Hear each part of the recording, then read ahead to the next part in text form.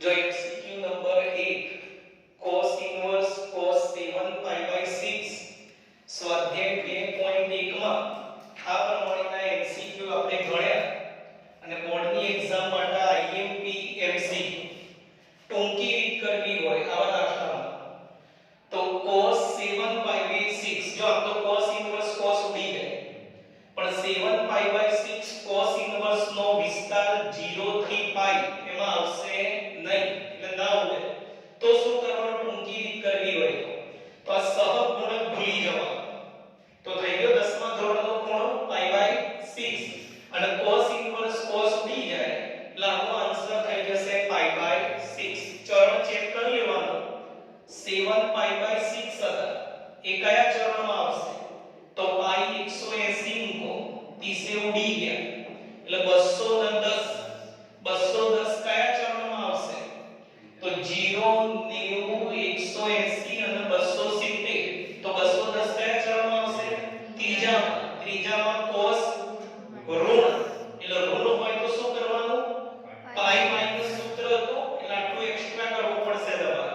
6 વસા એટલે 6 પાઈ માઈનસ પાઈ એટલે 5π/6 ટૂંકી રીત કરવી તો આવી થશે ઓરિજિનલ રીત કરવી શું કરવાનું જો મારે ધારો કે ઓરિજિનલ રીત કરવી છે 7π/6 તો આપણે ધોરણ 11 સ્વાધ્યાય 3.2 આટલા દાખલા કિંમત શોધવાનો દાખલો હતો બે એ રીતે કિંમત શોધવી પડે તમારે તો 6 ના ઘડિયામાં 7 ની નજીકમાં નજીક કોણ આવશે તો 6 એટલે 6π + π છેદમાં આપી દો અંદર 6π/6 એટલે π અને પેલો π/6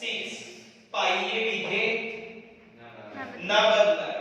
પાઈ એ વિધેય ના બદલાય એટલે cos π/6 પાઈ પ્લસ કયું ચરણ પાઈ અહીંયા આવશે પાઈ પ્લસ ત્રીજો ચરણ ત્રીજામાં cos એટલે આગળ શું આવશે માઈનસ હવે ચેપ્ટર 2 cos ઇન્વર્સ માઈનસ નું સૂત્ર -12 અને એક્સ્ટ્રા શું આવશે આગળ હવે જો π/6 cos ઇન્વર્સ ના વિસ્તારમાં આવી જાય આગળ જ જોયું આપણે cos ઇન્વર્સ નો વિસ્તાર હતો 0 થી π લાઈ ગયો π/6 અંદર એટલે આ બે કેન્સલ π - π/6 6